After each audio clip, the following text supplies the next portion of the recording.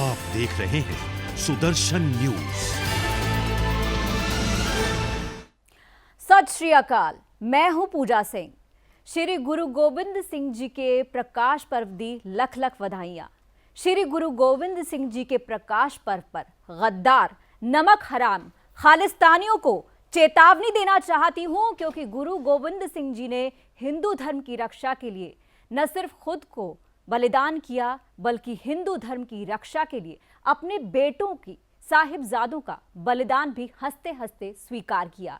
उसी हिंदू सिख को आपस में बांटकर तोड़ने की नीच साजिश रची जा रही है। मैं पूजा सिंह धर्मनिष्ठ सिख हूं, गर्व से हिंदू हूं। इसीलिए मैं न सिर्फ इसका पुरजोर विरोध करती हूं, बल्कि इस गंदे षड्यंत्र का संपूर्ण पर्दाफाश करना भी उतना ही जरूरी समझती हूं, क्योंकि कुछ सिखों को छोड़कर इस घटिया षड्यंत्र के विरोध में सिख भाई सामने नहीं आते।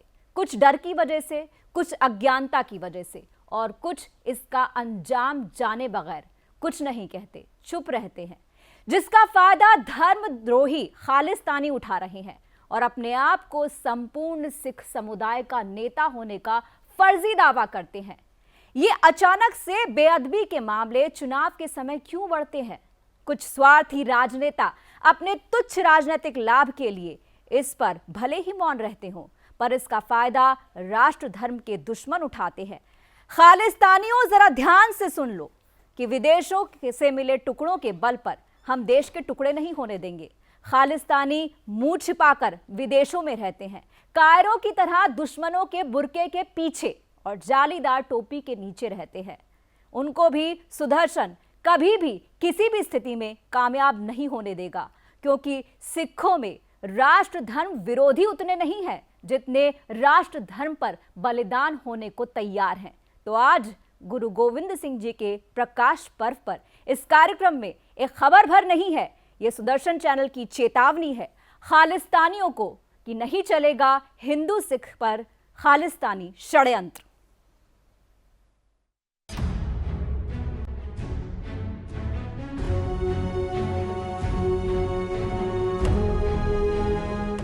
पिछले शनिवार को श्री हरमंदिर साहिब में बेअदबी की घटना सामने आने के बाद पूरे सिख समुदाय में रोष है और लगातार बेअदबी के मामले में मृत्युदंड की साजिश के प्रावधान की मांग की जा रही है। इस बीच ब्रिटेन की सिख सांसद प्रीत कौर गिल के ट्वीट ने हिंदू और सिख समुदाय के बीच खाई पाटने का काम किया है। प्रीत कौर गिल ने अपने ट्वीट में बेअदबी करने वाले युवक को हिंदू आतंकवादी कहकर संबोधित किया है, जबकि अमृतसर पुलिस के अनुसार उस युवक की पहचान नहीं हो पाई है। इस ट्वीट के बाद प्रीत कौर ट्रोल हुई और फिर अपना ट्वीट डिलीट कर दिया। प्रीत कौर गिल को ब्रिटेन स्थित भारतीय हाई कमीशन ने फटकार भी लगाई। दरअसल प्रीत कौर गिल ने ब्रिटेन के एक वकील हरजब भांगल के ट्वीट को कोट करके ट्वीट किया, जिसने बेअदबी करने वाले युवक को हिंदू आतंकवादी बताया था। अब सवाल ये है कि क्या हिंदू धर्म की रक्षा के लिए सदैव तत्पर रहे सिख, जो हिंदुओं के भाई हैं, उनको बांटने की साजिश के तहत ये ट्वीट किए जा रही हैं? क्या खालिस्तानी एक बार फिर से सक्रिय हो रहे हैं? क्या हिंदू सिखों के बीच दरार डालने का ये खालिस्तानी षड्यंत्र है? क्या विदेशों से फंडिंग पाने वाले खालिस्तानी चुनावों से पहले किसी बड़ी घटना को अंजाम देने की फिराक में है? आज सुदर्शन न्यूज पर होगा खालिस्तानियों की घटिया साजिश का पर्दाफाश। और हमारे साथ इस पर चर्चा के लिए जुड़ रही हैं राशिदा रिजवान कांग्रेस से और सूर्य प्रकाश बीजेपी से। आप दोनों का बहुत बहुत स्वागत है। सबसे पहले मैं सूर्य प्रकाश जी आपकी प्रतिक्रिया जानना चाहूंगी, आपका क्या कहना है? जिस तरीके से ट्वीट किए गए, एक युवक को जो है हिंदू आतंकवादी करार दिया गया, जबकि पुलिस का कहना है कि उसकी जो आइडेंटिटी है वो पता ही नहीं चल पाई है, क्या कहेंगे आप? धन्यवाद पूजा जी। ये जो विषय है, ये विषय एक सोची समझी साजिश के साथ देश के अंदर धार्मिक माहौल बिगाड़ने का विषय। ये सिख समुदाय के संग जो हिंदू समुदाय का परस्पर प्रेम है, हम लोग जो साथ बैठकर एक साथ रोटी खाते हैं, ये उसमें दरार डालने का एक सोचा समझा अंतरराष्ट्रीय प्रोपोगेंडा है जी। आप देखिए, जिन सिख भाइयों को बार बार खालिस्तानी अलग करके दिखाने की कोशिश करते हैं, शायद वो ये जानते नहीं है जी। कि जो सिख पंथ है उसमें जो प्रथम पंच प्यारे थे वो कौन थे? वो हिंदू ही तो थे जो बने थे पंच प्यारे। गुरु की फौज कौन बना था? हिंदुओं में से तो निकल के आए थे। और आज भी पंजाब के इंटीरियर में अगर आप चले जाइए तो घर का सबसे बड़ा बेटा जो है उसको पगधारी बनाने की प्रथा नहीं है।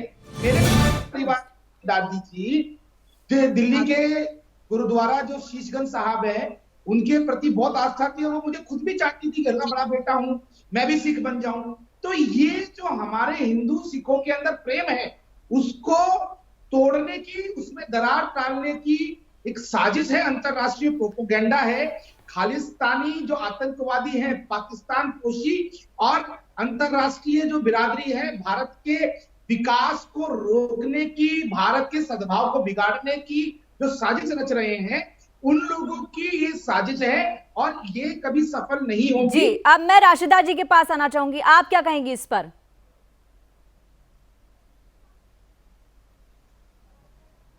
राशिदा जी।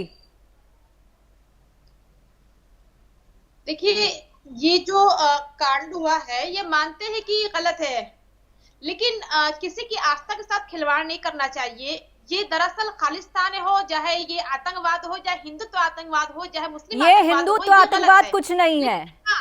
हम यहाँ पर खालिस्तान की बात कर रहे हैं। अगर आपको ज्यादा नहीं पता तो बताती हूँ कि कांग्रेस की आपकी जो सरकार है पंजाब में, उसमें खालिस्तानी समर्थक उसके जो लोग हैं उनको नौकरी दी गई है, उनको अहम पद दिया गया है। उसका कोई जवाब है आपके पास? नहीं, खालिस्तान आए कहां? बलविंदर सिंह पन्नू का नाम सुना होगा आपने, सिख फॉर जस्टिस के जनरल सेक्रेटरी का भाई है वो, और रेफरेंडम 2020 का हिस्सा रहा है वो 2020 का हिस्सा रहा। यहाँ पर किसी की आस्था के साथ खिलवाड़ किया जाए, ये तो हम तो कहते हैं गलत है, चाहे कोई भी वो हो। तो खिलवाड़ करने वाले सरकार में क्या कर रहे हैं? सरकार के अंदर क्या कर रहे हैं खिलवाड़ करने वाले? नहीं, खिलवाड़ करने वाले नहीं, यूपी के अंदर इतने कांड हुए हैं हमारे। अरे आप इधर उधर क्यों जा रही हैं? आप मुद्दे की बात कीजिए ना, खालिस्तान की बात हो रही है यहाँ पर, हो रही है तो उसके साथ वो कुछ नहीं कर रहे हैं। जिस दिन ये बेअदबी का मामला हुआ है 2 दिन पहले ही जो है, हाँ बोलिए बोलिए। नहीं, आप पंजाब की बात लेके चल रही हैं। हम तो भैया सरकार आपकी है तो किसकी बात करेंगे? अभी बीजेपी की बात करेंगे तो आप बौखला जाएंगी कि बीजेपी की बात क्यों कर रहे हो। आप पहले अपना गिरेबान झांकिए ना, आपकी सरकार क्या कर रही है पंजाब में? गलत है, लेकिन आप जो कह रही है कि पंजाब की सरकार अगर गलत है तो उसको सही करिए ना। आप पहले दूसरे पर जब उंगली उठाती हैं तो बाकी उंगलियां आपकी खुद की तरफ होती हैं, तो पहले आप अपने घर में सफाई कीजिए। नहीं, सफाई घर की कैसे होगी? मैं वही तो पूछ रही, सफाई घर की कैसे होगी? जब हिंदुस्तान ही मेरा यूपी सही रहेगा तब तो और लोग की बात करूंगी। मैं तो यूपी के अंदर रह रही हूँ, यूपी के अंदर जो चीज हो रही मैं देख रही हूँ, मैं पंजाब को थोड़ी देख रही हूँ। मैं पंजाब को आपकी तो आप प्रवक्ता किस बात की हैं? तो आपको प्रवक्ता किस बात की हैं? आप बेहोश होकर बैठी हैं क्या? आप प्रवक्ता किस बात की हैं जब आपको आपकी पार्टी के बारे में नहीं पता है? तो आप प्रवक्ता किस बात की हैं? आप प्रवक्ता किस बात की? हमारे साथ सूर्य प्रकाश जी भी बैठे हैं, सूर्य प्रकाश जी बैठे हैं, उनको अपनी पार्टी के बारे में सब कुछ पता है। तो आप कैसे प्रवक्ता बन गई हैं अगर आपको पता ही नहीं है? ये क्या कि आप पल्ला नहीं झाड़ सकती कि मुझे पंजाब का कुछ नहीं पता। पंजाब कोई बाहर नहीं है, पंजाब यही है, भारत में ही है, भारत से अलग कुछ नहीं है। कहना चाह रही हूँ, आप पहले मेरी बात सुनिए। आप जो कह रही है कि आप प्रवक्ता किस बात की, मैं प्रवक्ता इस बात की हूँ कि मुझे पता है क्या राइट है क्या रॉन्ग है, मैं इसके बारे में अपने व्यू को दे सकती हूँ, मैं दे रही हूँ। मैं आपसे यही ना कह रही हूँ, जो कुछ भी हुआ है ये बहुत ही खराब हुआ है और किसी की आस्था के साथ खिलवाड़ करना अच्छी बात नहीं है। चाहे सूर्य प्रकाश जी, इनके पास कोई जवाब नहीं है। ये यूपी और पंजाब करके ये तो अपने आप को देश को खंडित करने की बात कर रही है। मेरा तो जितना पंजाब है उतना दिल्ली भी है, उतना भारत का एक एक राज्य मेरा अपना है। सूर्य प्रकाश जी, सूर्य प्रकाश जी, हमारी बहन राशिदा रिजवाना जिस प्रकार की हास्यास्पद बातें कर रही है उसको समझकर और देखकर यही समझ में आता है कि कांग्रेस का मानसिक स्तर कहाँ है। वो पूरी तरह बोराए हुए हैं, इनके डीएनए में ही देशद्रोह है। आप देखिए जिस प्रकार से नेहरू जी ने जब भारत हारा था युद्ध में, यहाँ पर हम खालिस्तानियों की बात कर रहे हैं। खालिस्तानियों ने जिस तरह जी 90,000 किलोमीटर जो है वो चीन को देती। यही हाल आज है। अभी जो बोल रही है कि मेरे को तो मतलब नहीं है पंजाब से, मेरे को तो यूपी से मतलब है। आप देखिए कांग्रेस की मानसिकता कि अभी जब ये आंदोलन हुआ था तो उसके अंदर जिस प्रकार से लाल किले के ऊपर जिन लोगों ने राष्ट्रीय ध्वज का अपमान किया था और खालिस्तानी नारे लगाए थे, उन सबको कांग्रेस की जो पंजाब की सरकार है वहां पर उनको सबको मुआवजा दे रही है 2-2 लाख रुपए का। तो ये बहुत ही निंदनीय है। और अभी जैसे आपने बलविंदर सिंह पन्नू जी का नाम लिया, उसके वो जी नहीं है, वो जी लगाने लायक व्यक्ति नहीं है। बलविंदर सिंह पन्नू एक आतंकवादी खालिस्तानी है, उसके सामने जी लगाने की बिल्कुल जरूरत नहीं है।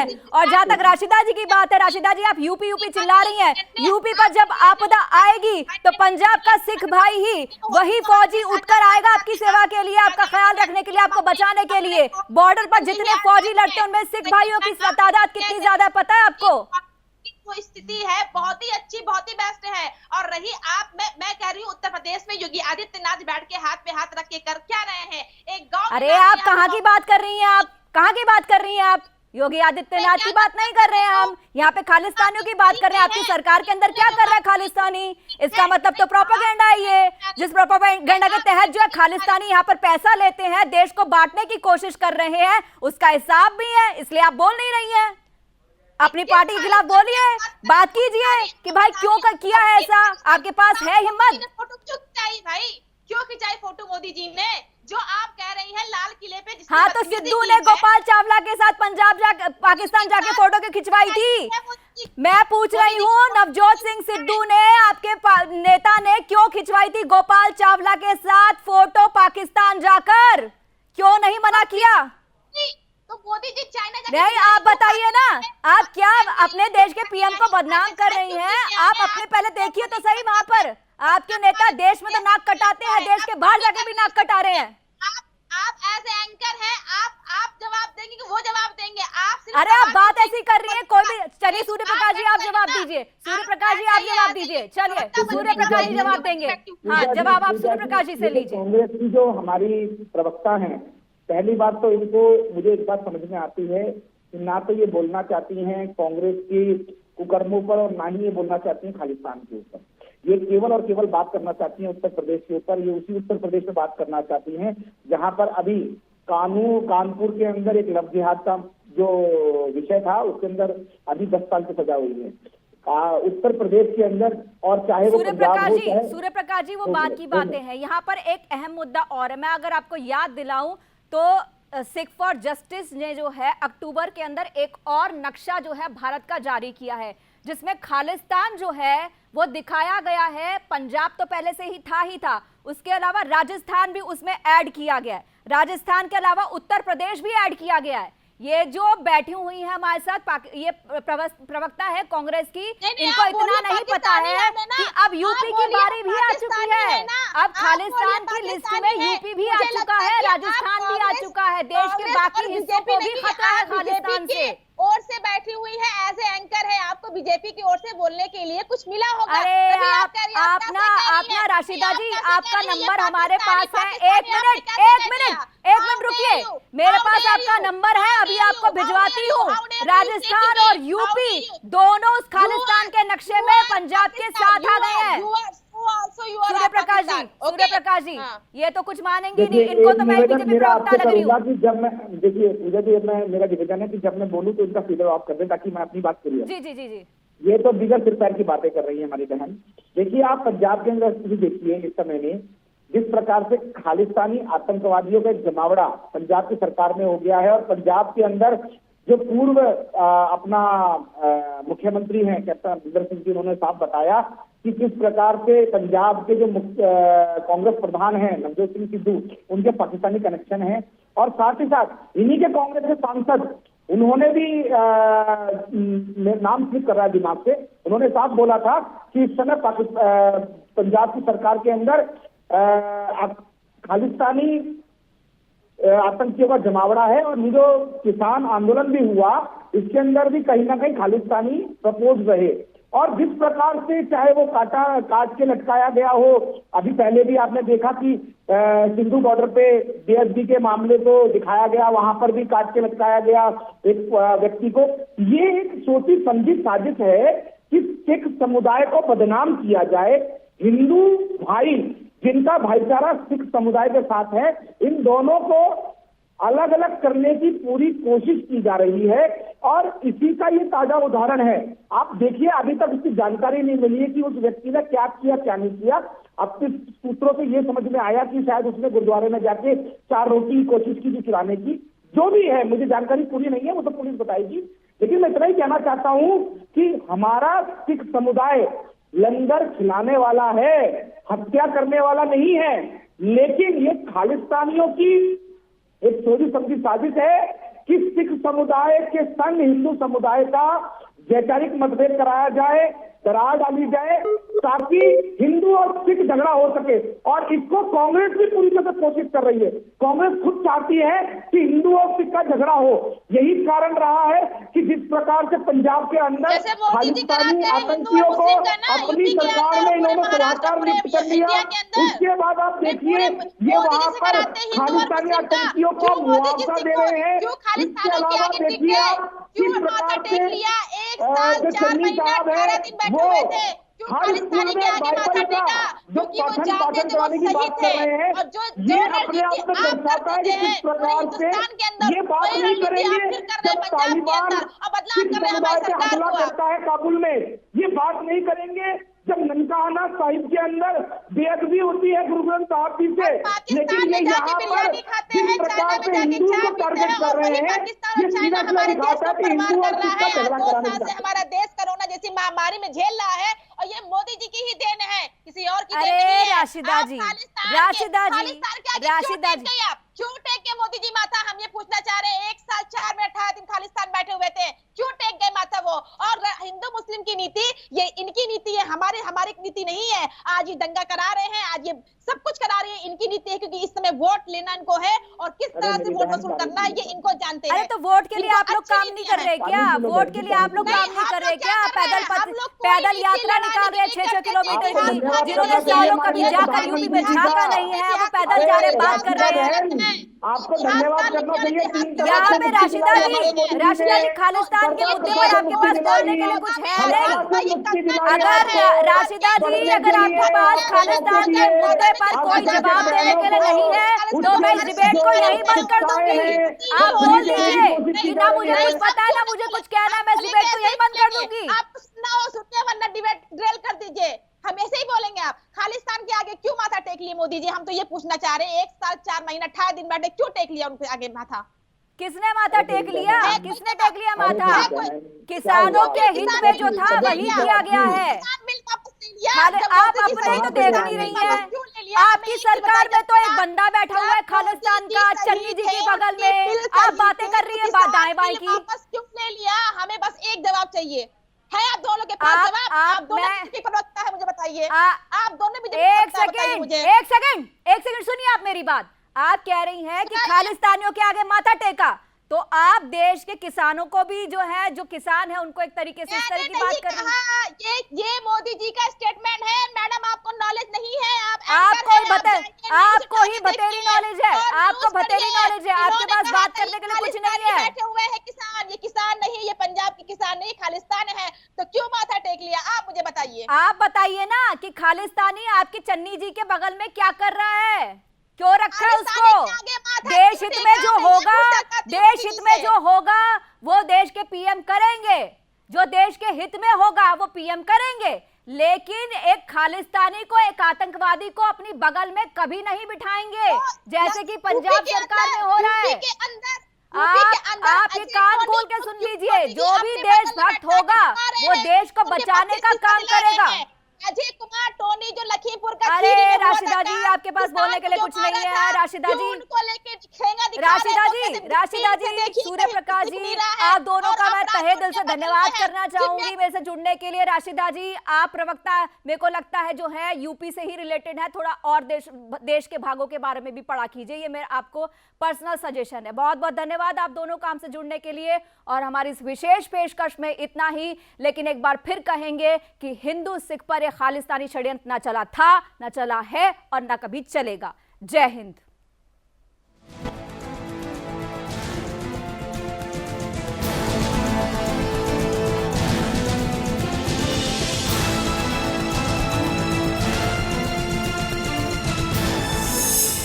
देख रहे हैं सुदर्शन न्यूज।